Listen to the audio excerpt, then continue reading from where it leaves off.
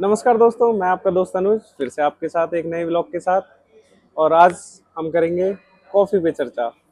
जैसा कि हमारा एक उद्देश्य है जनहित में कार्य करना और लोगों को जागरूक करना।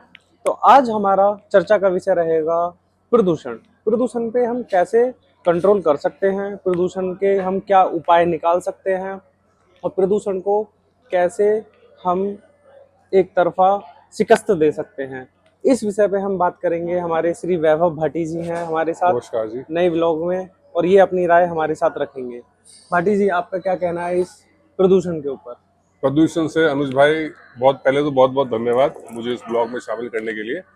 प्रदूषण से सभी बहुत परेशान हैं, खासकर दिल्ली एनसीआर के जो हमारे लोग हैं वो बहुत ज़्यादा परेशान हैं। मैं खुद भी परेशान हूँ।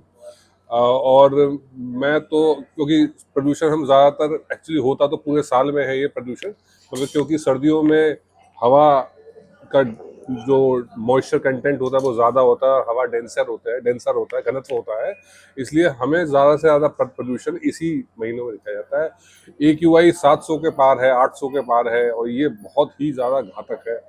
तो सभी इसमें बहुत ज़्यादा विचलित हैं कि ये प्रदूषण कैसे दूर किया जाए। बट अनुज भाई, आप अगर देखें तो प्रदूषण के लिए हम ही जिम्मेदार हैं और Obviously, हमें ही इसे ठीक करना पड़ेगा। बिल्कुल। सर, मेरा मानना ये है कि क्यों ना हम शेयरिंग में अपनी गाड़ियों को इस्तेमाल करें। जैसे अगर आप एक सोसाइटी से एक ही जगह पे 4 लोग जा रहे हो तो एक ही गाड़ी का इस्तेमाल करें जब तक कि प्रदूषण का लेवल कम ना हो जाए। मेट्रो का इस्तेमाल ना क्यों ना किया जाए, सोलर एनर्जी का इस्तेमाल क्यों ना किया जाए, क्योंकि सोलर एनर्जी भी एक प्रदूषण को शिकस्त करने में हमारी मदद कर सकती है। जी जी जी। ठीक है, जनरेटर्स का कम से कम इस्तेमाल किया जाए और डीजल व्हीकल्स का कम से कम इस्तेमाल किया जाए। ओला उबेर में आजकल इलेक्ट्रिक व्हीकल्स चल गई हैं, उनका इस्तेमाल किया जाए। तो आपकी क्या राय है इस पे? अनुज भाई, जितने भी आपने विकल्प हमें दिए हैं बहुत सही विकल्प दिए हैं और ये सारे के सारे ही हमें अपनाने चाहिए। डीजल व्हीकल हो गए, डीजल जनरेटर्स हो गए, इनकी कम से कम हमें इनका इस्तेमाल, इनका यूज़ करना चाहिए। उसके अलावा आप जैसे कह रहे हैं शेयरिंग में राइड्स लेनी चाहिए। EV के जो व्हीकल्स अब आ गए हैं उनको इस्तेमाल करना चाहिए। और बहुत महत्वपूर्ण बात जो कि एक बहुत बड़े स्तर पे है वो है सोलर, सौर ऊर्जा का हमें प्रयोग करना चाहिए अपने, क्योंकि जितनी भी ये कोल वाली फैक्ट्रीज हैं या आप ये समझें कि जो कोल से जो बिजली बन रही है वहां भी प्रदूषण हो रहा है, ये कहीं ना कहीं वापस लौट के यहीं आता है। बहुत बड़ा इस वायुमंडल में एक बहुत बड़ा, अगर हम देखा जाए तो योगदान सौर ऊर्जा का है। सौर ऊर्जा का है। सौर ऊर्जा से हम अपने वायुमंडल को सुरक्षित कर सकते हैं। इस पे विशेषकर सरकार बहुत आगे कदम बढ़ा रही है। सरकार जागरूक कर रही है लोगों को भी प्रतिभाग करना चाहिए ऐसे कामों में जिसमें कि सरकार लोगों के ही हित के लिए आगे कार्य कर रही है। प्रदूषण तो इतना बड़ा एक मुद्दा है, क्योंकि साफ हवा, साफ पानी, चाहे पानी हो वो भी प्रदूषित है, चाहे हवा हो वो भी प्रदूषित है।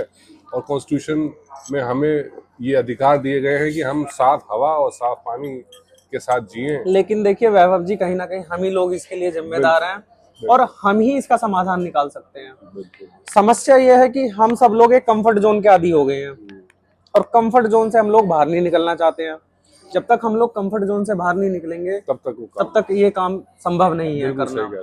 इससे हमारी आगामी पीढ़ी पे बहुत ज्यादा परेशानी का एक कहर मंडरा रहा है कि हम लोग ही इस प्रदूषण को कंट्रोल नहीं करेंगे, नियंत्रित नहीं करेंगे तो आगे और इसका स्तर बढ़ेगा ही बढ़ेगा, जिस कारण हमें दिल्ली एनसीआर को या तो छोड़ना पड़ेगा और फिर आपको सारी सुविधाओं का त्याग तब भी करना पड़ेगा।